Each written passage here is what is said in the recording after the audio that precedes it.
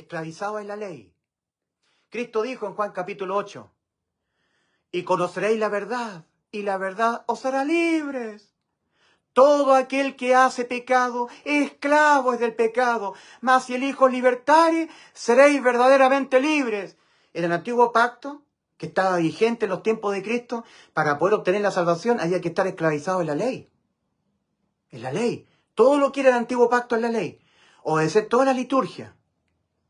Tenía que estarse examinando permanentemente la ley de los mandamientos, año tras año, entendiendo que cuando infringía algún punto de la ley tenía que acogerse a la ley de la expiación, vida por vida, sacrificando animales, ¿verdad? El continuo sacrificio. Y de esa manera las personas eran salvadas, esclavizados en la ley, porque si no se iban al infierno. Ahora Cristo en la cruz, ¿qué es lo que hizo? Efesios 2:15, aboliendo en su carne las enemistades, la ley de los mandamientos expresados en ordenanzas. Efesios 2:15. Y Romanos capítulo 5, versículo 13 dice, y donde no hay ley, no se inculpa de pecado. ¡Ay, qué lindo esto! ¡Qué precioso esto! ¡Qué hermoso! Donde no hay ley, no se inculpa de pecado. Cristo abolió la ley. Ahora yo cuando infrinjo la ley, nunca más soy condenado. No soy inculpado de infractor porque la ley quedó abolida en la cruz del Calvario. Ese es el resultado de que Cristo haya muerto por nuestros pecados, por todas las infracciones de la humanidad a la ley divina. Dejó sin sentido que la ley siguiera vigente penalmente. Ahora la ley sigue vigente moralmente nada más. Ya penalmente no. Entonces cuando tú pecas, infringes la ley divina, eres condenado moralmente. Y la condena moral no es la muerte del alma. La condena penal es muerte del alma. El alma de Cristo entró en muerte en vez de la tuya, por los pecados de tu alma. Es de notar que el Salmo 22 está diciendo algo que es bastante misterioso. Porque el Salmo 22, versículo 1 y 2, escrito 900 años antes de que Cristo viniese al mundo, habla de lo siguiente, dice, de día y de noche. Nosotros sabemos que Cristo en la cruz fue crucificado unas horas nada más. Solamente unas horas del día. De hecho, al otro día no podían seguir crucificados porque era una fiesta sagrada de los judíos. Entonces tuvieron que quebrarle los huesos a los dos malhechores que estaban a uno y otro costado de la cruz de Cristo, pero cuando lo vieron muerto a Cristo, porque a Cristo no le quebraron huesos suyos, cumpliendo lo que estaba escrito, no quebrarán huesos suyos, le traspasaron su corazón con una lanza, ¿verdad? Su costado. Y salió sangre y agua. Había muerto ya el Señor Jesucristo. O sea, todo lo que ocurrió en la cruz, la crucifixión, ocurrió unas horas nada más del día. Como desde las 9 de la mañana, salió fuera, al monte de la Calavera, fuera de Jerusalén, hicieron unos hoyos para enterrar la cruz, pero antes pusieron a Cristo, nuestro Señor Jesucristo, su cuerpecito tendido en la cruz, lo crucificaron al Señor. Y la cruz la enterraron en un hoyo. En el Salmo 22 dice, todos mis huesos se descoyuntaron. Todos mis huesos se descoyuntaron. Oh, qué terrible lo que experimentó Cristo en la cruz, mi Salvador. Mi dulce y precioso Salvador, mi amado Señor Jesús, mi bendito Jesús, mi Salvador. Bendito Redentor de mi alma. Bendito Salvador mío. Te amo, Señor Jesús, mi Salvador. Tú eres mi Salvador. Mi Salvador. Jesús, mi Salvador. El Salvador de mi alma. Mi alma merecía el lago de fuego. Ya no. Cristo me salvó de ir al lago de fuego. Él me salvó mi alma. Bendito Señor. Te amo, Señor Jesús. Y cuando estaba crucificado el Señor, su cuerpo en la cruz, levantaron la cruz y la enterraron en un hoyo. Y sus huesos se descoyuntaron. Pero hay algo misterioso que está en el Salmo 22. Es misterioso para nosotros. Cuesta entenderlo. Nosotros sabemos, por lo que está dicho en el Evangelio de Mateo, Mateo capítulo 27, versículos 45 al 46, leemos ahí, desde la hora sexta hasta la hora novena, hubo tinieblas sobre toda la tierra. Todo el mundo se oscureció. Eso era algo divino. Ocurrieron prodigios sin precedentes cuando Cristo fue crucificado en la cruz del Calvario. Todo el mundo se oscureció. Entonces en ese momento los pecados de todo el mundo, los tuyos y los míos, fueron sobre Cristo. Él los asumió para Él pagarlos en vez de nosotros. Bendito Salvador.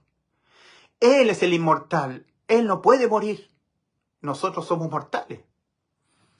Entonces, como Cristo puede entrar a la eternidad en estado de muerte, Cristo puede experimentar la muerte eterna del alma, nosotros no la podemos sufrir. Entonces Cristo nos sustituye la condena a la muerte del alma. Notemos que en Mateo capítulo 26, versículo 38, dice el Señor, mi alma está muy triste hasta la muerte. Cristo estaba sufriendo la agonía en el huerto de Getsemaní. Mi alma está muy triste hasta la muerte. En la pizarra, en la parte superior, al lado izquierdo, dice substitution, sustitución. Si hubiere muerte, pagarás vida por vida. Vida por vida. Éxodo capítulo 21, versículos 23 a 25. Ojo por ojo, diente por diente, mano por mano, pie por pie, quemadura por quemadura. Lo que está siendo enseñado ahí, de parte de Dios a su pueblo Israel, es que algo de cierta especie que pretenda ser sustituido judicialmente, tendrá que ser sustituido solamente por algo exactamente de la misma especie, de la misma sustancia. Si no, no es válida la sustitución. En el caso que sea un ojo, tendrá que ser sustituido por otro ojo. Es ojo por ojo. No sirve mano por ojo. No sirve pie por ojo.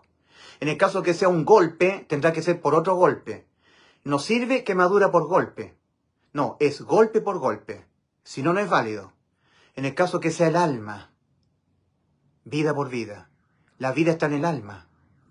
Mas si hubiere muerte, ¿y qué es lo que leemos al extremo izquierdo? En la parte superior de la pantalla, pero el lado izquierdo superior. Sentencia, el alma que pecare, esa morirá. Ezequiel 18:4. Mas si hubiere muerte del alma, pagarás alma por alma. Esa palabra por es la que está en 1 Corintios 15, versículos 3 y 4. Que Cristo murió por. Esa es sustitución. Por, en vez de ti, en lugar de usted. Para que usted por sus pecados no vaya al infierno, Cristo, en vez de usted, por los pecados de usted, fue condenado a la muerte y murió, para que usted no muera. La muerte de su alma.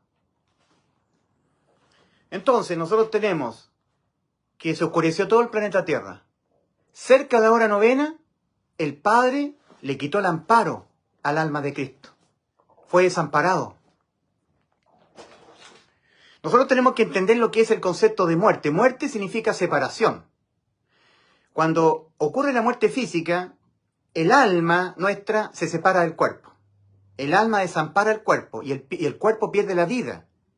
Porque el que tiene la vida es el alma. El alma va con vida o al cielo o al infierno. Si va al infierno, va con vida, esperar en tormento, en estado de vida, el juicio. Y en el juicio, estando viva, va a ver por primera y única vez a Dios. Por primera y única vez. Y por sus pecados será lanzado al lago de fuego. Esta es la muerte segunda, la muerte del alma. Apocalipsis 20, del 11 al 15. Ahora, el punto acá principal es que el Señor Jesucristo estaba agonizando en la cruz. Estaba puesto en la cruz, cargado con todos los pecados de toda la humanidad. Cuando Juan el Bautista miró a Cristo que venía a bautizarse al Jordán, Juan el Bautista declaró, he aquí el Cordero de Dios que quita el pecado del mundo. Lo expía. No existen más los pecados. Lo expía, los quita todo. Penalmente. Por eso que en Colosenses 2, versículos 13 y 14 dice, perdonando todos los pecados. Todos los pecados perdonados. Entonces la condenación es por no creer. No porque tú tengas que no le pides perdón a Dios por tus pecados, sino por no creer que todos tus pecados fueron perdonados penalmente en la cruz. Por no creer que ya Cristo te salvó. Por no creer con fe que ya Cristo te salvó. Porque tú puedes creer, pero si crees sin fe, igualmente no estás creyendo. Para Dios. Es otra forma de no creer. Ahora nosotros en la cruz vemos que estaba todo oscurecido y el Padre lo dejó solo a Cristo. Le quitó el amparo, se separó. Y el alma de Cristo quedó solitaria, entró en muerte. Yo he graficado lo del Salmo 22 haciendo una alegoría en relación a lo que ocurre en los pabellones quirúrgicos, ¿cierto? Donde están operando a una persona. La persona entra en una camilla a un quirófano. Enciende las luces, están los anestesistas, están los médicos cirujanos. A la persona tienen que anestesiarla, darle anestesiarla. Y le ingresan un somnífero nasal, ¿verdad? Entonces los que son expertos en anestesistas se acercan al paciente y le dicen, ya mi caballero, mi señora, usted se tranquilita, relajadita, vamos a colocar una mascarilla, se va a dormir y cuando abra los ojos va a estar en la salita de recuperación habiendo terminado la operación. Va a estar sanita, así que tranquilita. ¿Ah? Le vamos a colocar la mascarilla, le vamos a introducir nasalmente un somnífero, tranquilita, se va a quedar dormida, tranquilita, tranquilita. Entonces la persona conectan a una máquina un mecanismo para contar, digamos, poder percibir los signos vitales de la persona, el latido del corazón. Entonces la persona la anestesia, entonces le echan un somnífero nasal.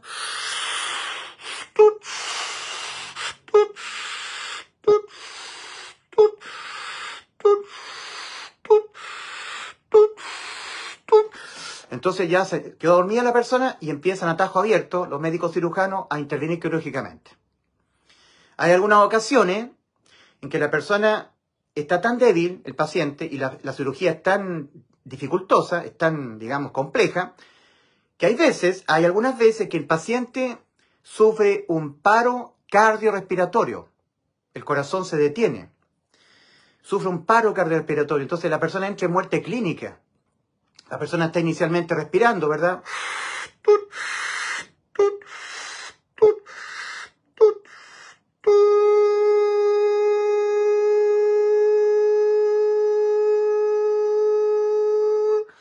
Entró en paro cardiorrespiratorio. Arriba en la pantalla de la pizarra, en la parte superior, en la parte central e inferior, está una sigla RCP.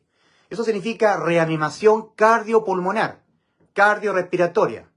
Entonces, de inmediato, entran unas personas con unos electroimanes a aplicar sobre el pecho una descarga de corriente continua para que el corazón vuelva a latir, aplicándole una descarga eléctrica al pecho para que el corazón vuelva a latir. Y todo el tiempo que la persona está con ese paro cardiorrespiratorio, la persona está en muerte clínica.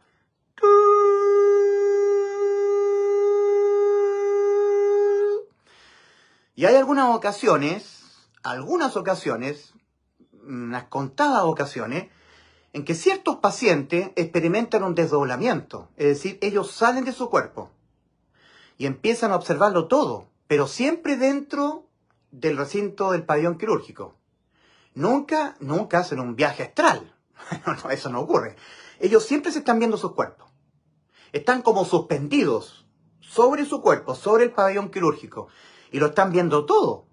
Ven a los médicos cirujanos que se retiraron, se replegaron un poco hacia atrás, permitiendo que los que están ejerciendo esta reanimación cardiopulmonar apliquen descarga de corriente continua en el pecho para hacer que el corazón vuelva a latir.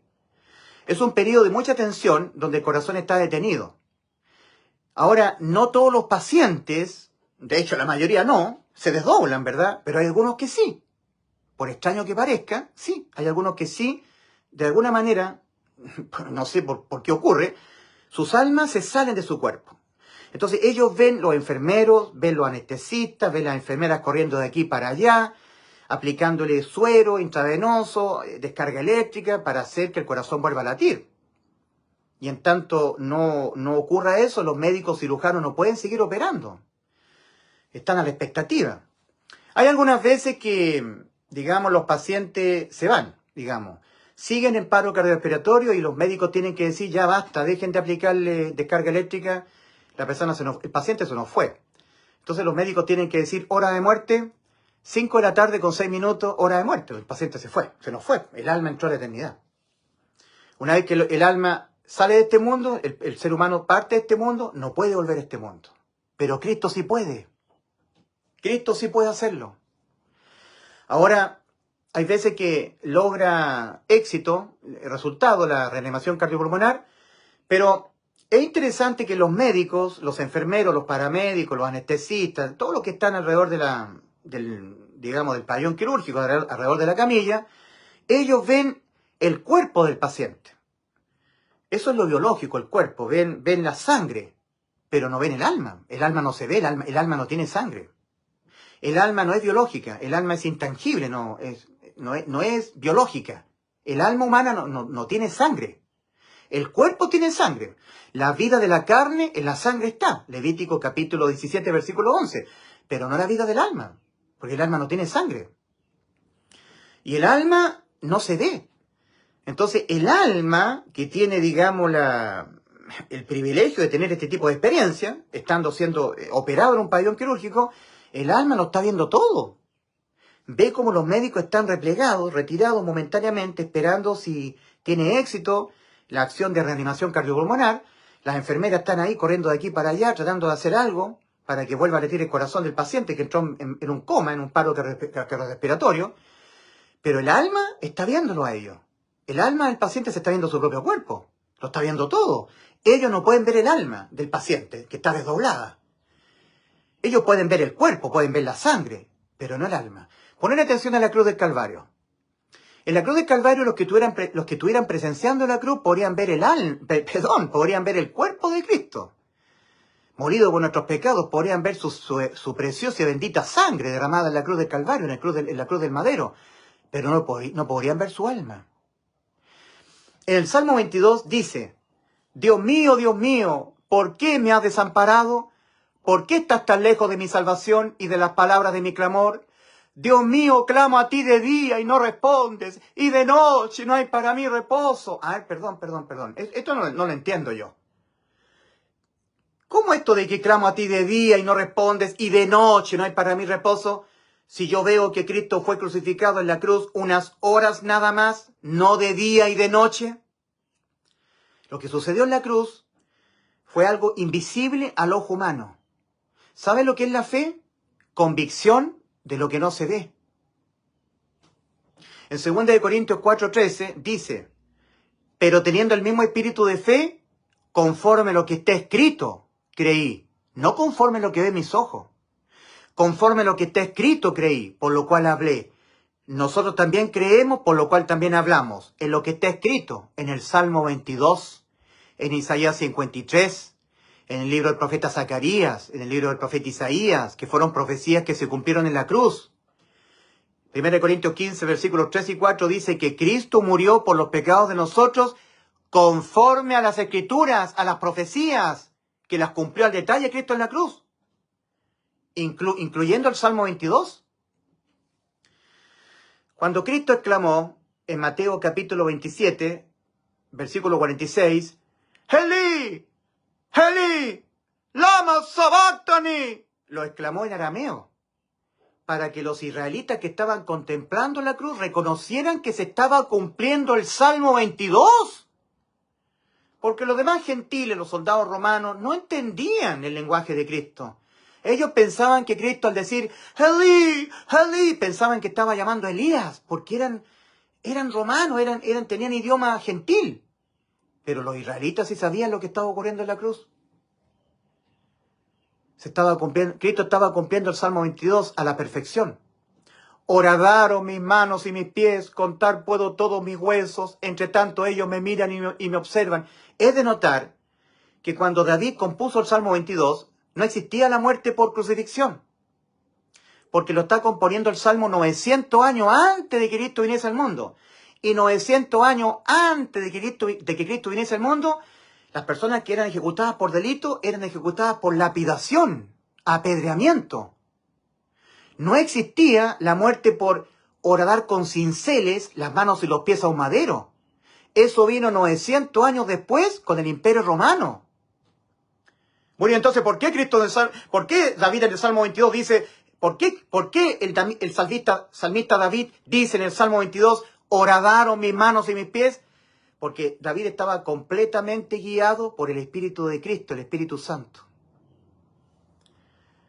Cuando los judíos que estaban contemplando la cruz, en el monte de la Calavera, miraron que los soldados romanos estaban repartiendo la túnica de Cristo, que era de una sola costura, echando suertes, ellos debieron haber abierto los ojos y haber recordado lo que estaba escrito en el Salmo 22. Repartieron entre sí mis vestidos y sobre mi ropa echaron suerte. Los judíos debieron haber dicho, el que está en la cruz es el Mesías, es nuestro Mesías, es el prometido, el Salvador de Israel, el Rey. Pero los judíos cerraron su corazón para no creer.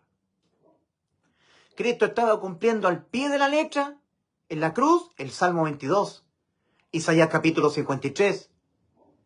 ¿Quién ha creído nuestro anuncio y sobre quién se ha manifestado el brazo del Señor? despreciado y desechado entre los hombres, varón de dolores, experimentado en quebranto, y como que escondimos de él el rostro, no lo estimamos. Mas él herido fue por nuestras rebeliones, molido por nuestros pecados. El castigo de nuestra paz fue sobre él, y por su llaga fuimos nosotros curados. Todos nosotros nos descarriamos como ovejas, cada cual se apartó por su camino, mas Jehová cargó en él el pecado de todos nosotros. Angustiado él y afligido no abrió su boca. Como cordero fue llevado al matadero, y como oveja delante de sus trasquiladores se enmudeció y no abrió su boca. Todo eso estaba ocurriendo en la cruz. En el Salmo 22 estaba escrito en el versículo 14, mi corazón, el corazón de Jesús, su corazón, mi corazón fue como cera, derritiéndose en medio de mis entrañas, paro cardiorrespiratorio. Cristo tenía que sustituirnos la condena a la muerte del alma, no la muerte física. Es de notar que el cuerpo de Cristo, cuando fue descolgado de la cruz, fue puesto en la tumba de José de Arimatea y no vio corrupción. O sea que Cristo no nos vino a sustituir la muerte física, porque el cuerpo de Cristo no vio corrupción, como pasa con nuestra muerte física de nuestro cuerpo, que se agusana y se pudre y se llena de gusano y se descompone en la tierra. No, el cuerpo de Cristo no. El Espíritu de Cristo es el Espíritu Santo. El Espíritu de Cristo no entró en muerte. Lo que entró en muerte en Cristo fue su alma, en sustitución de nuestras almas, y muerte eterna, porque al partir de este mundo se entra en la eternidad, y al estar Cristo desamparado en la cruz, entra en la eternidad, desamparado eternamente. Esa región que nosotros la vemos como el lago de fuego, fue la región a la cual el alma de Cristo entró, cerca a la hora novena. Cristo estaba pagando íntegramente el precio que nuestras almas debían pagar por pecar, la muerte del alma. Al contado, no estaba pidiendo rebaja. Estaba experimentando exactamente la misma condena que toda alma humana debe experimentar por pecar. Existir eternamente desamparada en la eternidad en la religión llamada el lago de fuego, que es la muerte segunda, la muerte del alma. Entonces, tal como ocurre en un pabellón quirúrgico, donde algunas personas experimentan muerte clínica, sus almas se salen del cuerpo, el alma de Cristo. Tratemos de imaginarnos el corazón del Señor, tratando de sostener su cuerpo, ¿verdad? El corazón del Señor. Imaginémonos que el Señor está en la cruz, igual como está una persona que está siendo intervenida en un pabellón quirúrgico, con su cuerpo muy débil. Cristo tenía su cuerpo maltratado por los puñetazos que le dieron, por las espaldas que fueron... los azotes que le dieron los soldados romanos fue tan bestial que le desgarraron sus carnes. Había perdido mucha sangre, los puñetazos, los escupos, la burla, el rechazo, el odio, los ángeles demoníacos, fuertes toros de Basán me han cercado, abrieron sobre mí su ropa, abrieron sobre mí su boca como león rapaz y rugiente. Había actividad demoníaca alrededor de la cruz. Entonces el corazón del Señor experimentó un paro cardiorrespiratorio. Entonces, tratemos de imaginarnos Cristo en la cruz. Estaba todo lleno de oscuridad. María estaba contemplando la cruz, pero no pudo ver lo que estaba ocurriendo porque todo el mundo se oscureció. El discípulo amado, Juan, también estaba cerca de la cruz, pero no pudo ver. Se oscureció todo el globo terráqueo. Cristo quedó solo en la cruz y experimentó ese paro cardiorrespiratorio. Y tratemos de imaginar el corazón del Señor.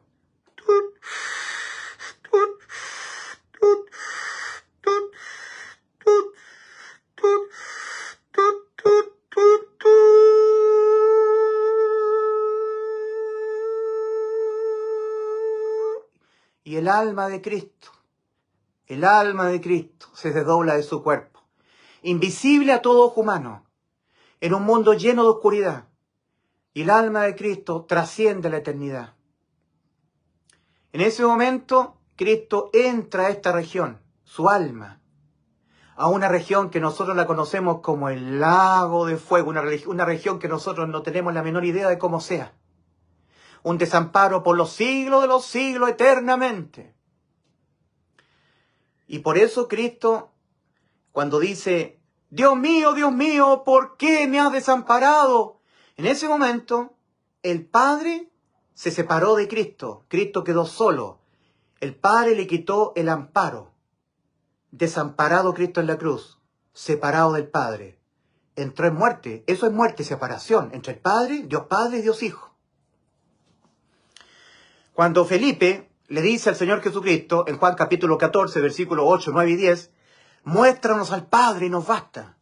Nuestro Señor Jesucristo le responde a Felipe y le dice, Felipe, tantas veces he estado con vosotros y no habéis visto al Padre.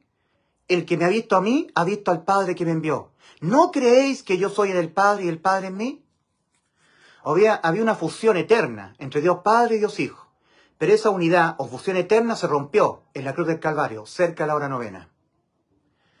Nosotros jamás podremos entender a profundidad lo que significaría eso para Cristo. Jamás lo vamos a poder entender. Que el Padre se separara del Hijo. Lo dejara abandonado en la cruz. El dolor del Padre al tener que verse obligado a hacer esto. El Hijo clamando, Padre mío, ¿por qué me has desamparado? Es algo que el ser humano no lo puede entender en su magnitud total, en la profundidad del sufrimiento de Cristo y del Padre. Los dos tuvieron que pagar esto, sufrir esto, para poder ampararnos a nosotros. Entonces Cristo, que tiene el poder de poner su vida y volverla a tomar, su alma se dobló y entró en la eternidad. Para darle cumplimiento al Salmo 22. Salmo 22, versículos 1 y 2, escrito 900 años antes de que Cristo viniese a nacer en Belén de Judá de la Virgen María. Dios mío, ¿por qué me has desamparado? ¿Por qué estás tan lejos de mi salvación y de las palabras de mi clamor? Dios mío, clamo a ti de día y no respondes, y de noche no hay para mí reposo. De día y de noche. Ah, pero yo veo a Cristo desamparado unas horas nada más. Eso es lo que tú ves con tus ojos. Eso es lo que tú ves cuando ves un crucifijo. Lo que ves en una pintura. Lo que vieron los que estaban presenciando in situ el evento de la crucifixión. Pero estaba escrito en el Salmo 22. Por eso, 2 Corintios 4:13. Pero teniendo el mismo espíritu de fe, conforme a lo que está escrito, creí, por lo cual hablé. Nosotros también creemos, por lo cual también hablamos. Lo que está escrito, no lo que ven los ojos nuestros. Ahora recordemos lo que el Padre le había encomendado a Cristo. En Juan 10, versículos 17 al 18. Cristo dice, por esto me ama el Padre, porque yo tengo poder para poner mi vida, el alma de Cristo, en el cuerpecito que he estado en el vientre de María en Belén de Judá. Tengo poder para poner mi vida y volverla a tomar. Nadie me la quita, yo de mí mismo la pongo. Tengo poder para ponerla y tengo poder para volverla a tomar. Este mandamiento recibí de mi Padre. A ver, en el huerto de Getsemaní, Cristo decía, mi alma está muy triste hasta la muerte. Mateo 26. ¿Alguien me puede ayudar? Mateo capítulo 26, versículo 28 o 38. Mateo capítulo 26. Mateo capítulo 26, para tratar de ser exacto.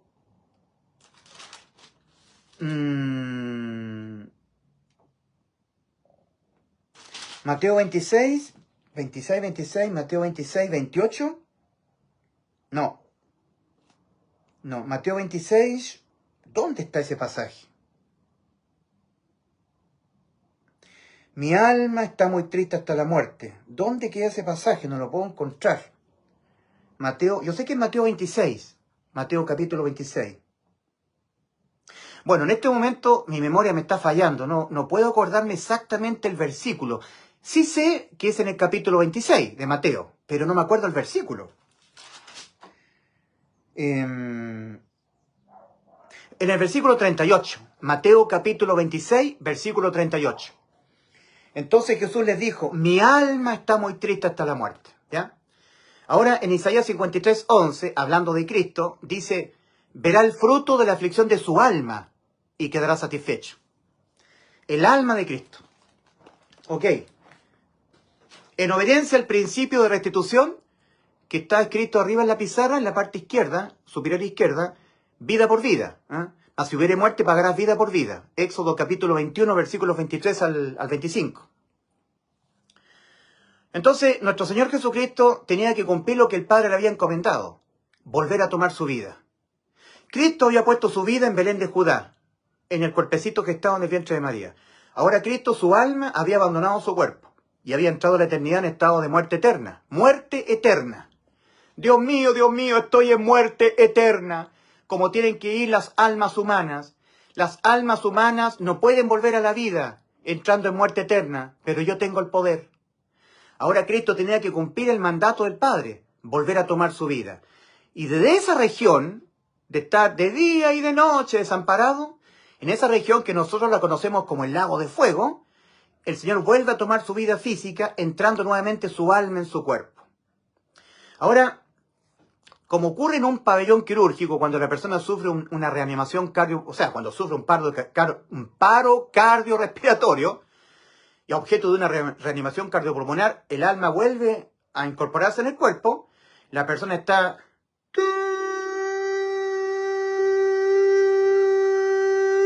Pero las personas le están aplicando corriente continua en el pecho, y cuando se logra éxito, cuando, digamos, se logra el éxito de la gestión de reanimación cardiopulmonar, de alguna manera la persona se incorpora a su cuerpo nuevamente y vuelve a latirse el corazón y los signos vitales y la respiración, ¿verdad?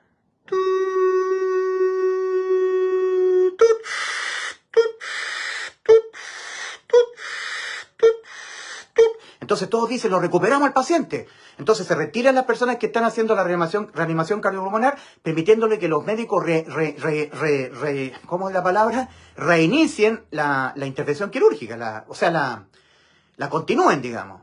La sigan operando al paciente. Ok. Reinicien a ver cómo se puede decir, retomen la cirugía. La habían suspendido porque había entrado en muerte clínica, en paro cardiorrespiratorio el paciente. Entonces ahora los cirujanos vuelven continúan la operación, terminan la operación, el paciente se salva jabonado porque estuvo a punto de morir, entonces lo retiran a una sala de recuperación. Y hay veces que los pacientes recuerdan la experiencia vivida y lo escriben en un libro.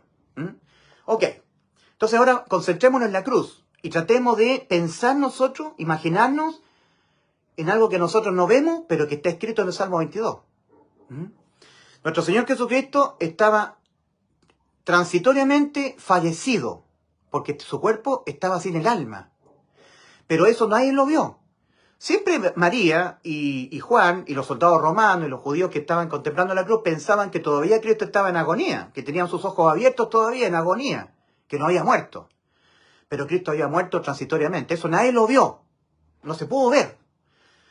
Entonces ahora Cristo, en obediencia a lo que el Padre le había encomendado, volvió a tomar su vida, entrando su alma, que estaba en muerte eterna, ahí estaba pagando nuestros pecados, los pagó, entonces ahora volvió a tomar su vida, entrando a su cuerpo agonizante en la cruz del Calvario, molido por nuestros pecados, ya a punto de fallecer, colapsar totalmente. Entonces Cristo abre los ojos, se reintegra, vuelve su alma a entrar en su cuerpo.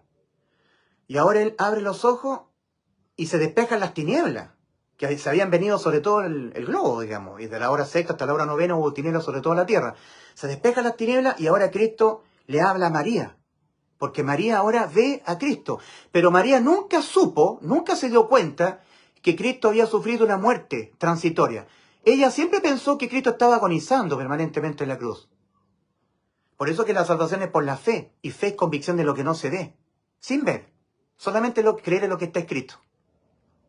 Entonces, el Señor Jesucristo le habla a María. Bueno, ahora tenemos nosotros Juan capítulo 19, versículos 25 al 30. Entonces, Jesús le habla a María y le dice, mujer, he ahí tu hijo, por el discípulo amado, por Juan. Y el Señor Jesucristo ahora voltea su cuello y le habla a Juan. Y le dice, hijo, he ahí tu madre, por María. Entonces, Juan registra esto, lo registra. Entonces diciendo Juan, desde aquella hora el discípulo amado recibió a María en su casa. Después de esto, sabiendo Jesús que ya todo estaba consumado, dijo, para que la escritura se cumpliese, tengo sed. Y estaba allí una vasija llena de vinagre y unos soldados romanos empapando una esponja en vinagre, se le acercan a la boca. Y cuando Cristo hubo probado el vinagre, pudo exclamar lo que ya sabía que estaba todo consumado. ¿Qué es lo que Cristo ya sabía que estaba todo consumado? La salvación de tu alma. La salvación de mi alma. La vida eterna que nos prometió, completamente consumada. Y he de notar que Cristo no había muerto todavía. Estaba con vida. De hecho, tenía que probar el vinagre y exclamar y entregar su espíritu. Estaba vivo. Esta es la mayor prueba de que la salvación de nuestras almas es por sustitución de condena a la muerte del alma. Es alma por alma. Hay que depositar fe en la muerte del alma de Cristo y no fe en su sangre. Fe en la muerte del alma de Cristo, fe en el Evangelio. Hay evangelios diferentes, proclamas diferentes que dicen para que tú seas salvo deposita fe en la sangre de Cristo. No, querido amigo, para que tú seas salvo deposita fe en el Evangelio. Deposita fe en el Evangelio. El Evangelio anuncia la muerte de Cristo por nuestros pecados y esa muerte de cruz fue la muerte de su alma. Alma por alma. Lo que pasa es que hay personas que nunca en su vida han reconocido que sus almas quedaron condenadas a la muerte. Ellos solamente se vinculan con la sangre, porque ellos saben que la sangre limpia los pecados, pero nunca ellos se han visto con sus almas condenadas al lago de fuego. ¿Lo puede creer? Créalo, porque es cierto. Pastores que salen de institutos bíblicos. Entonces ellos dicen, quiero ser salvo yo de una vida en el pecado. Entonces la sangre de Cristo me limpia todo pecado y yo ya no peco más. Tremendo. El arrepentimiento incluye el reconocimiento del estado judicial en que todo ser humano queda por pecar, con su alma sentenciada a la muerte. Y hay personas que no se han arrepentido del todo. O sea, ese estado no lo han reconocido nunca. Ellos dicen, somos pecadores. Los pecadores no van al cielo. Entonces yo necesito ser limpio de una vida en el pecado y no pecar más. Y la sangre de Cristo me limpia todo pecado y no peco más. Para ser salvo deposita tu fe en la sangre de Cristo y no peques más. Es que no se puede no pecar más. No, es que se puede. Entonces, tampoco la persona ha reconocido el estado de corrupción moral. O sea, la persona no se ha arrepentido para salvación. Para el arrepentimiento incluye el reconocimiento de los 3 estados en que la persona está por haber pecado. Moralmente corrompida, espiritualmente muerta y judicialmente ya con su alma sentenciada a la muerte. Sentenciado a la muerte. Y estando así, ya no importa que ya no peque más. Ya tiene que ir a juicio. Por un pecado. Entonces, vuelvo a insistir yo, para que el hombre renuncie a todo mérito suyo, en cuanto a la salvación de su alma, tiene que arrepentirse. Reconocer los 3 estados terroríficos en que todo ser humano se encuentra ante Dios por haber pecado. El estado de incapacidad moral, o sea, está corrompido moralmente, eso significa que ya pecó y va a seguir pecando. Y por haber pecado, adquirió 2 estados más, el estado de espiritual y el estado judicial. Espiritualmente muerto, con necesidad de que Dios le haga nacer su espíritu de nuevo, y judicialmente con su alma sentenciada a morir, con necesidad de que le salve el Señor su alma. Reconocimientos, 3 reconocimientos. El reconocimiento moral, espiritual y judicial. Si no, no hay arrepentimiento. No se ha arrepentido la persona.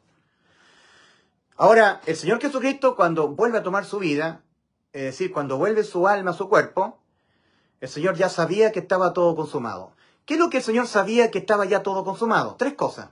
Primero, lo que le había prometido Dios a Abraham, en Génesis capítulo 22, versículo 18. En Génesis capítulo 22, Dios le da un mandamiento a Abraham de sacrificar a su hijo Isaac sobre el altar. Entonces, cuando estaba a punto Abraham de sacrificar a su hijo, oye la voz de Dios que le dice a Abraham, Abraham, no le hagas nada al muchacho, pues ya conozco que me temes. Entonces Abraham mira un carnero trabado de sus cuernos por una enredadera, un pastizal, un espino, lo toma y lo pone en sustitución de su hijo Isaac y lo sacrifica, ¿verdad? Ahora, en Génesis capítulo 22, versículos 16, 17 y 18, dice Dios a Abraham, por cuanto esto hiciste, no me rehusaste tu hijo, tu único, de cierto te bendeciré. Bendición. En tu simiente serán benditas todas las naciones de la tierra. Esa bendición es para el alma humana de los hombres, no es una bendición terrenal.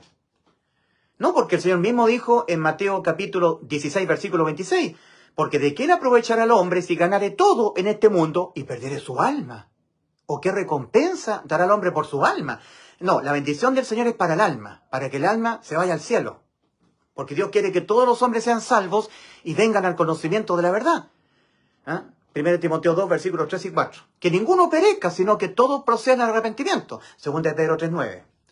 Y en ese deseo del Señor, en esa voluntad de que todos los hombres sean salvos y vengan al conocimiento de la verdad, que ninguno perezca, sino que todos procedan al arrepentimiento, Dios le promete a Abraham que en su descendencia, en Cristo, porque Cristo es la descendencia de Abraham, en él serán benditas, salvadas del infierno, todas las almas del mundo. Por eso que la condena es por no creer, porque ya todas las almas del mundo fueron salvadas en la cruz. Ahora la persona tiene que hacer efectiva esa salvación creyéndola con fe. Hacerla realidad por la fe.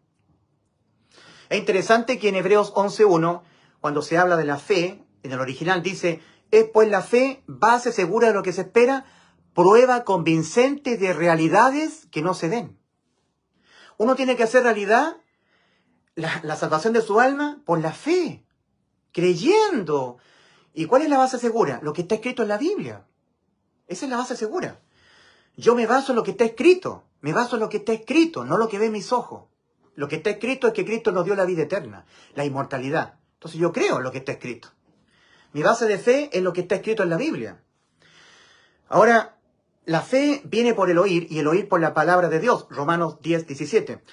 Cuando una persona va oyendo argumentos bíblicos, va oyendo una y otra exposición bíblica, una y otra vez con una gran cantidad de argumentos bíblicos, la persona se va a estar convenciendo. Miren, en un juicio, el abogado, la tarea que tiene que cumplir es convencer al jurado.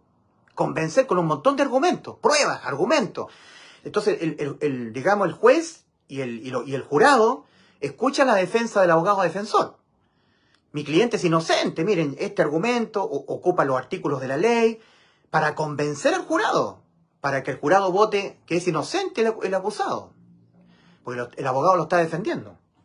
Entonces, la fe viene cuando la persona empieza a oír argumento tras argumento, tras argumento, una cantidad enorme de argumentos. O sea, la persona tiene que oír cómo fue que Cristo nos salvó una y otra vez a través de diferentes formas, pasajes, de diferentes metodologías, hasta que la persona sea convencida. Eso es fe, certeza, convicción, estar convencida. Lo que fue vencido fue su incertidumbre, su incredulidad, porque de que ya Cristo nos salvó, sí, ya nos salvó. Lo que pasa es que la persona no está convencida. Al no estar convencida, la persona está dependiendo de ella. Y basta que Dios le detecte la más mínima dependencia de la persona en cuanto a la salvación de su alma, para que Dios le impute el cargo penal de que esa persona todavía se encuentra dependiendo de ella en cuanto a la salvación de su alma. Y por lo tanto no creyó que ya Cristo le salvó. Porque si hubiese creído de todo corazón que ya Cristo le salvó, para esa persona ser salva no estaría dependiendo de ella todavía. De tener que dejar la tibieza, guardar santidad, dejar el pecado, no sea que nos deslicemos, cuidar la salvación porque se puede perder, vivir santidad, dejar el pecado. No estaría dependiendo de esas cosas para poder, según ella, por fin ser salvo. Y eso es lo que condena. La condena es por no creer. En Marcos capítulo 16, versículo 16, Cristo dice, el que no creyere en el Evangelio será condenado. Cristo no dice, el que fuera un tibio será condenado. El que fuera una persona que no guardara santidad será condenado. Una persona que no deje la tibieza será condenado. No, el que no creyere en el Evangelio. El que no creyere en estas buenas nuevas de salvación, esa persona será condenada.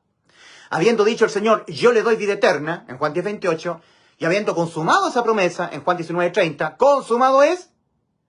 Ahora en Juan 3:18 Cristo dice, el que en él cree no es condenado.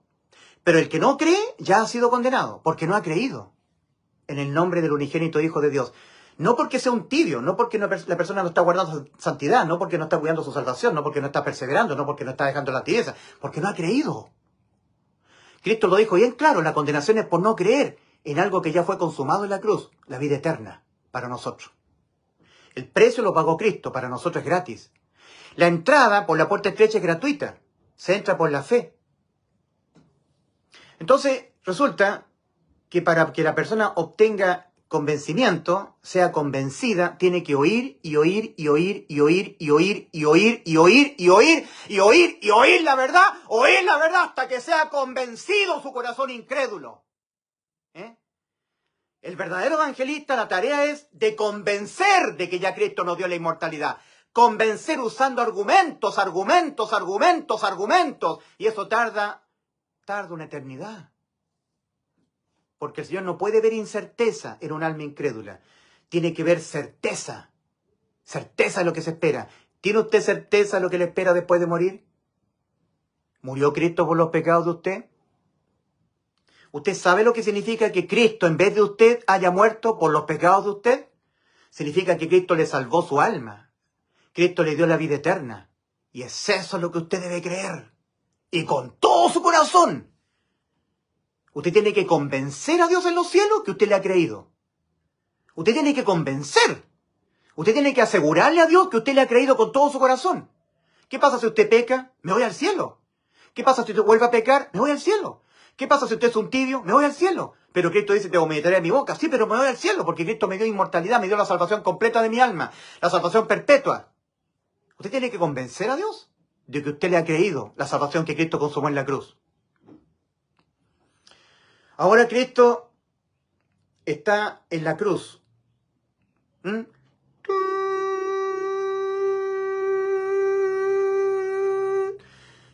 En el Salmo 22, mi corazón fue como cera, derritiéndose en medio de mis entrañas. Salmo 22, 14. Todos los que me ven me escarnecen, menean su cabeza, estiran su boca, diciendo, se encomendó a Jehová, líbrele él, pues, puesto que en él se complacía. Mas yo soy gusano y no hombre, oprobio de los hombres, menos despreciado del pueblo. Y Cristo, ahora desde la eternidad, el estado de muerte eterna, desamparo eterno, que es lo que le corresponde pagar un alma por sus pecados, Cristo estaba pagando lo que nuestras almas debían pagar, lo estaba pagando al pie de la letra, de igual a igual, al contado, sin pedir descuento, sin pedir rebaja. Ahora Cristo tiene la capacidad de volver a tomar su vida, porque Cristo tiene la inmortalidad, nosotros no. Como nosotros no tenemos la inmortalidad, la tiene Cristo, Cristo nos sustituye la condena a la muerte eterna. Cristo experimenta la muerte eterna porque Él es el Todopoderoso, lo puede todo. Y de esa región eterna, que para nosotros es insufrible experimentarla, entonces Cristo la experimenta por nosotros, para que nosotros no la experimentemos nunca. Y Cristo vuelve desde la eternidad a tomar su vida física.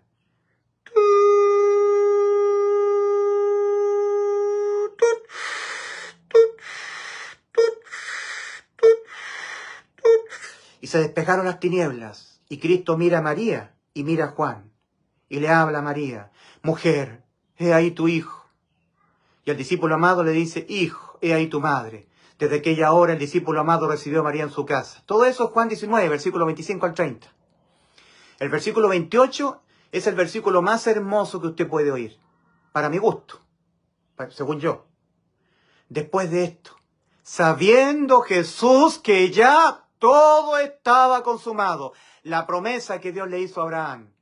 Abraham, en tu simiente, es decir, en Cristo, todos serán salvos del infierno. Promesa completamente consumada. ¿Qué más estaba completamente consumado? Lo que Cristo nos había dicho a nosotros en Juan 10, 28. Yo le doy vida eterna. Completo y absolutamente consumado. Y además, lo que el Padre le había encomendado. Juan 10, versículos 17 al 18. Por esto me ama el Padre, porque yo tengo poder para poner mi vida y volverla a tomar. Nadie me la quita, yo de mí mismo la pongo, mi vida. Tengo poder para ponerla y tengo poder para volverla a tomar. Este mandamiento recibí de mi Padre. Juan 10, versículos 17 al 18. Y cuando Cristo hubo vuelto a tomar su vida, entrando su alma en su cuerpo agonizante en la cruz, sabía que ya todo estaba consumado, incluyendo la vida eterna para tu alma, la inmortalidad, la salvación perpetua, la vida eterna.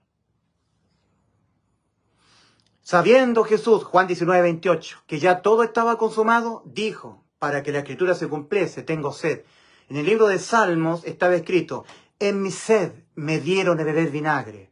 Y en el Salmo 22 estaba escrito, mi lengua se pegó a mi paladar.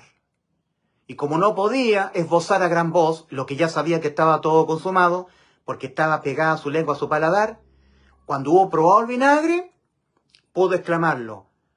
¡Tetelestai! Y exclamó a gran voz, consumado es lo que yo les prometí, la vida eterna. Está consumada. Yo la logré por ustedes. Les salvé, seres humanos del mundo. Ahora la parte suya es creer con todo su corazón que yo ya les salvé. Tienen que estar completamente convencidos que yo ya les salvé sus almas, sin ninguna dependencia suya, sin ningún pago extra de su parte. Porque ustedes están moralmente corrompidos desde la planta del pie hasta la punta de la cabeza. Isaías capítulo 1, versículo 6. Desde la planta del pie hasta la punta de la cabeza, todo en él es hinchazón y podrida llaga. No están ni vendadas ni curadas con aceite. vuestras justicias. Isaías 64:6. Si bien todos nosotros somos como suciedad y toda nuestra justicia es como trapos de inmundicia. Como está escrito. Romanos 3, versículos 10 al 18. No hay justo ni a un uno, no hay quien entienda, no hay quien busque a Dios. Todos se desviaron, a una se hicieron inútiles. No hay quien haga lo bueno, no hay ni siquiera uno. Sepulcro abierto su garganta, con su lengua engañan, veneno de áspides hay debajo de sus labios, su boca está llena de maldición y de amargura, sus pies se apresuran para derramar sangre, quebranto y desventura y en sus caminos, y no conocieron camino de paz. No hay temor de Dios delante de sus ojos. Eso somos nosotros ante los ojos de Dios. No hay diferencia por cuanto todos pecaron y están destituidos de la gloria de Dios, siendo justificados gratuitamente por su gracia. Salvación gratuita. Gratis. El consumo es ilimitado, paga la empresa. Nunca pago yo. Yo peco, cometo pecado, me acuesto con prostitutas, tomo alcohol, soy borracho y nunca pago yo. Paga Cristo. Consumo gratuito, gracia del Señor. La salvación es gratuita. El precio de la entrada al cielo lo pagó Cristo. Tú tienes que entrar por la fe, creyendo que ya Cristo murió por tus pecados, los pecados que tú los vas a cometer hasta que te mueras, porque hasta que te mueras vas a pecar, porque tú naciste corrompido moralmente y morirás corrompido moralmente. Jamás llegarás a un punto en tu vida en que de ahí en adelante no peques más, y no importaría si tú pudieras llegar a un punto de ahí en adelante que de ahí de adelante ya no pecaras más, porque ya pecaste, ya infringiste la ley, ya no importa si ya no pecas más. No hay ninguna otra forma en que penalmente el pecado que se comete se condene sino con la muerte del alma. Entonces, para que el hombre renuncie por completo, de una vez por todas, a todo supuesto mérito suyo, que tuviera que aportar aparte de la salvación que ya Cristo consumó en la cruz, la persona tiene que arrepentirse, reconocer los 3 estados en que se encuentra ante Dios: el estado de corrupción moral, desde que nace hasta que se muere; el estado de condición espiritual, está muerto espiritualmente y necesita que Dios le haga nacer su espíritu de nuevo; y su estado judicial, por pecar su alma quedó sentenciada a la muerte, y no importa si ya no peca más, y tiene que ser salva el alma. Este es el reconocimiento previo. Así tengo que entenderme yo, para poder ver la cruz, para poder entender. Por eso que segunda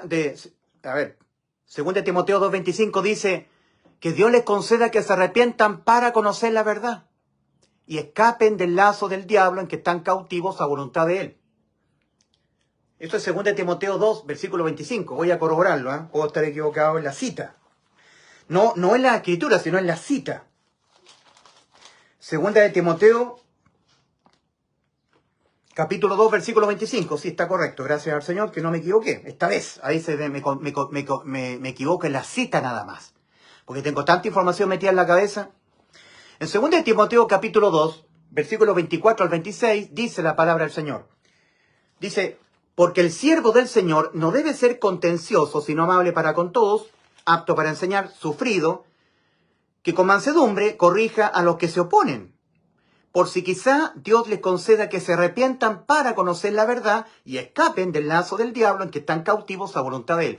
Si la persona no se arrepiente, no reconoce los 3 estados en que se encuentra, jamás podrá conocer la verdad y jamás podrá escapar del lazo del diablo en que está cautivo a voluntad del diablo.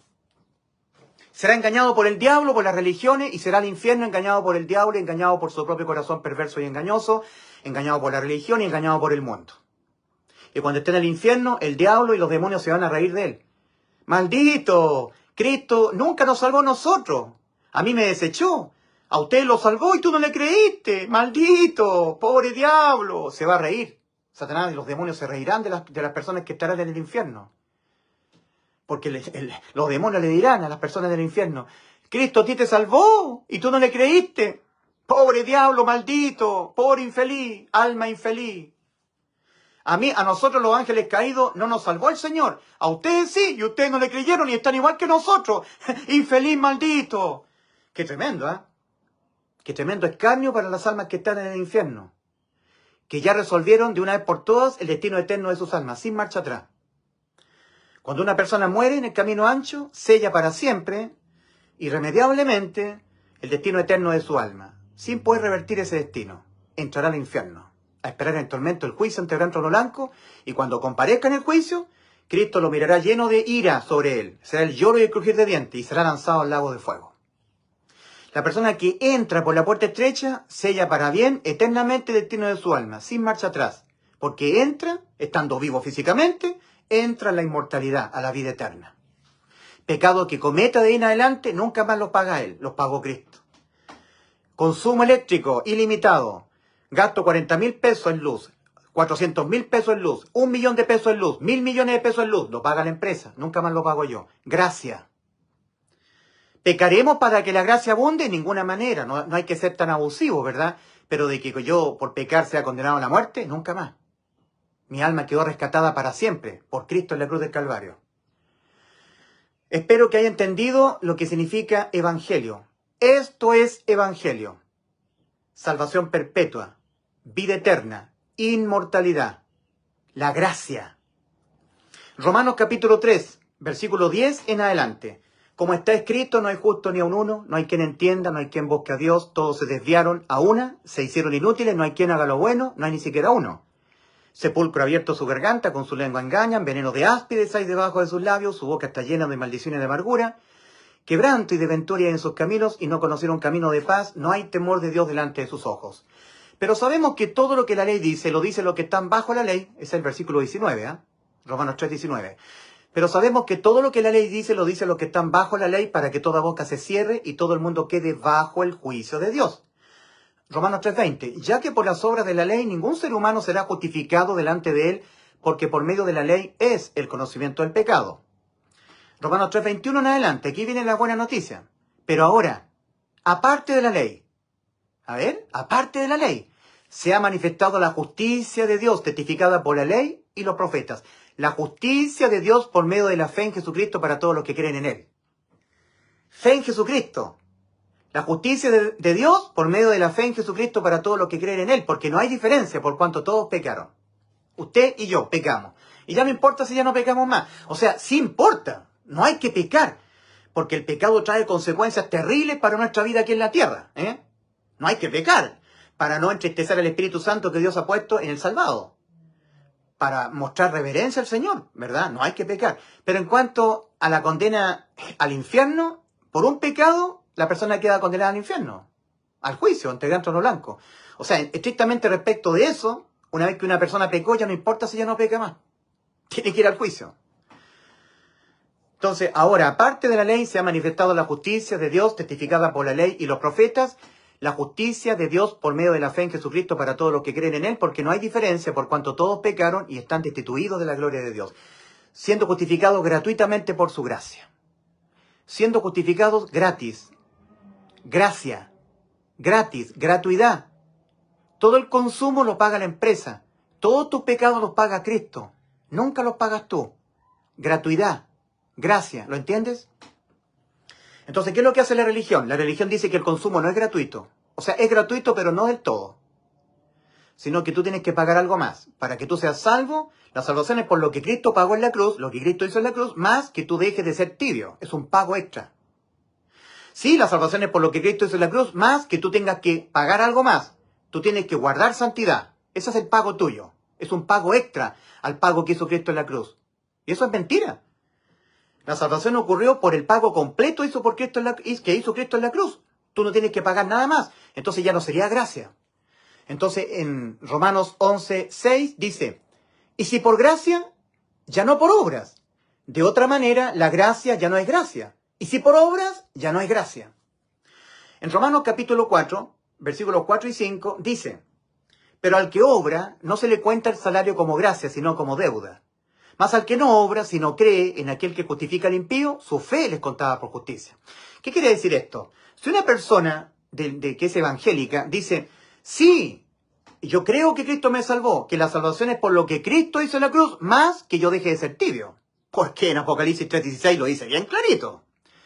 Entonces Dios le dice, ya, te falta más, tienes que dejar más la tibieza. Señor, mi Dios, estoy dejando de ser tibio. Te falta más. Me debes dejar más la tibieza, no te alcanza. Te lo estoy tomando como deuda todavía, no como gracia. Estoy dejando la tibieza. Te falta más. Me debes dejar más la tibieza.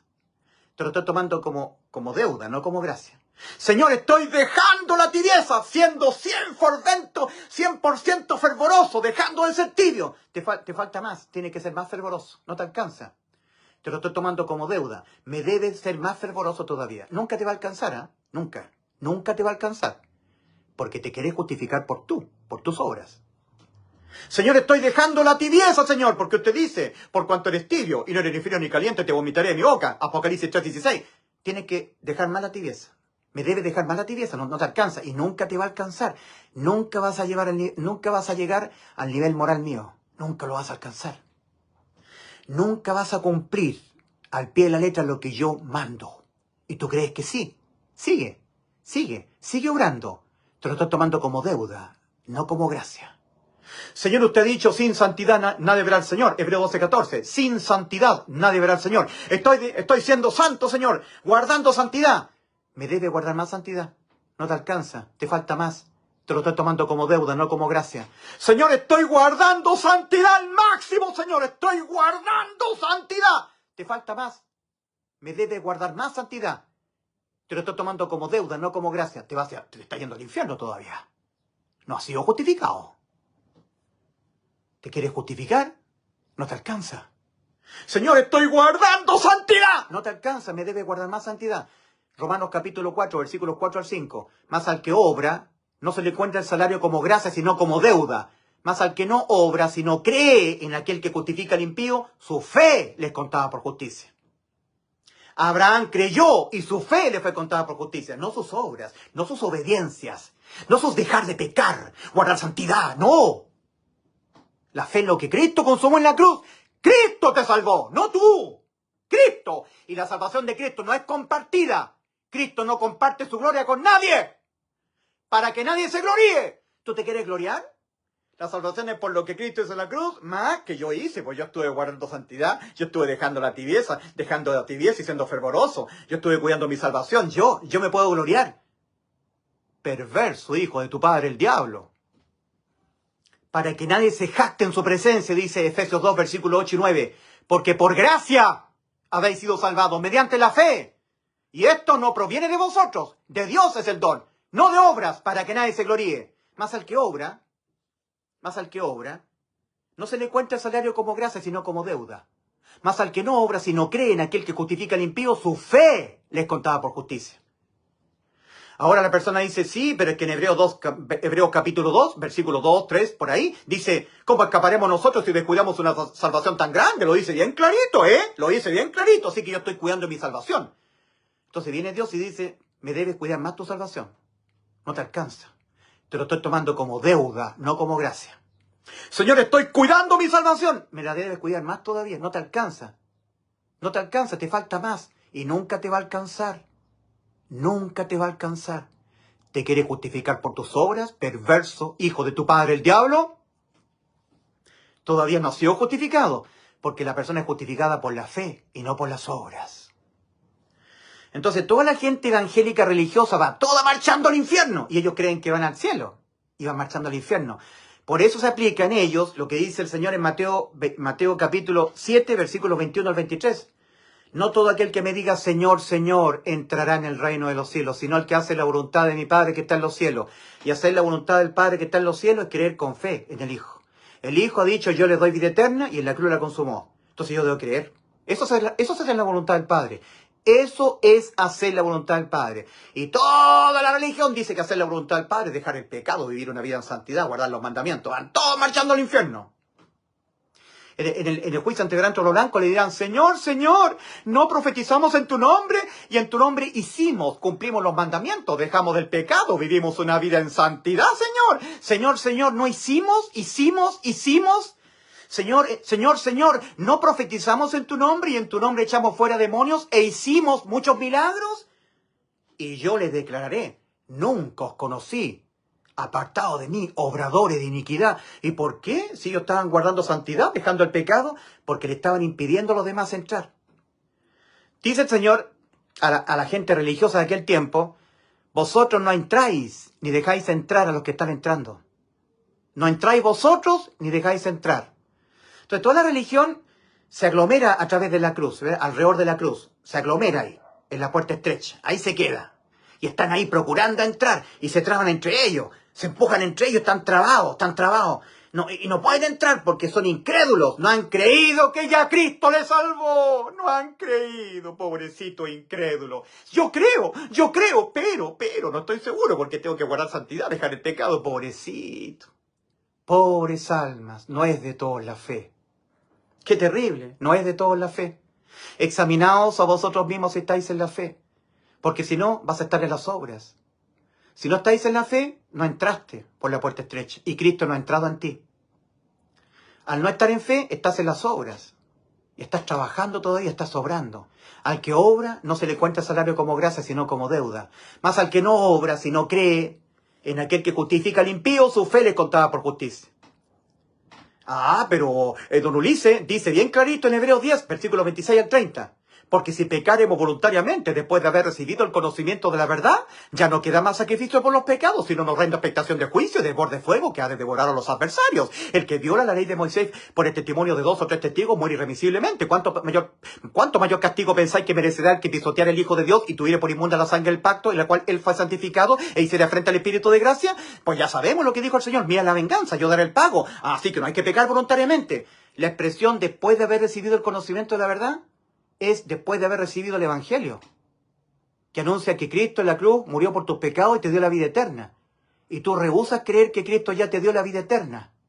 Rehusar creer es pecar voluntariamente después de haber recibido el conocimiento de la verdad, de haber recibido el Evangelio. Decir que la salvación se pierde. Eso es pecar voluntariamente después de haber recibido el conocimiento de la verdad. Porque nosotros tenemos conciencia de saber lo bueno y lo malo. Y cada persona que peca, peca a conciencia. Sabe que está haciendo lo malo.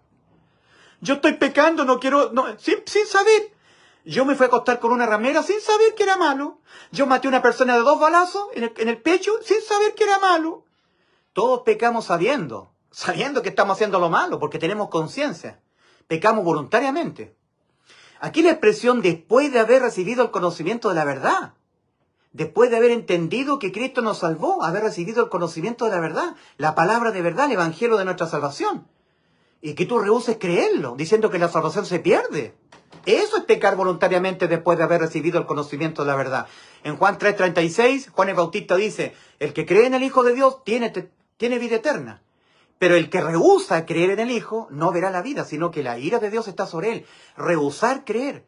En Juan 16:9, Cristo dijo, Juan capítulo 16, versículo 9, Cristo dijo de pecado, por cuanto no creen en mí. Ese es el pecado mortal. Cristo dijo, yo le doy vida eterna. Y en la cruz la consumó y exclamó, consumado es. Juan 19:30. ¿Qué más quieres oír de Cristo? ¿Qué más quieres? ¿Cómo no ves el sufrimiento de Cristo en la cruz? Mira lo que tuvo que hacer Cristo.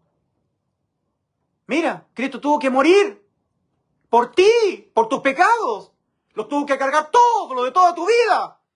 ¿Qué más quieres que haga Cristo por ti? ¿Qué más quieres? ¿Tú quieres seguir haciendo? ¿Quieres seguir pagando tú? ¿O todos los pecados los pagas tú en el lago de fuego? ¿O tú crees de una buena vez por todas que te los pagó Cristo en la cruz? Y por la fe haces efectiva la vida eterna para tu alma. Ahora mismo, no durante, ahora mismo. En Juan 5:24 Cristo dice, de cierto os digo, el que oye mi palabra y cree al que me envió, tiene ahora mismo vida eterna. No que la tendrá.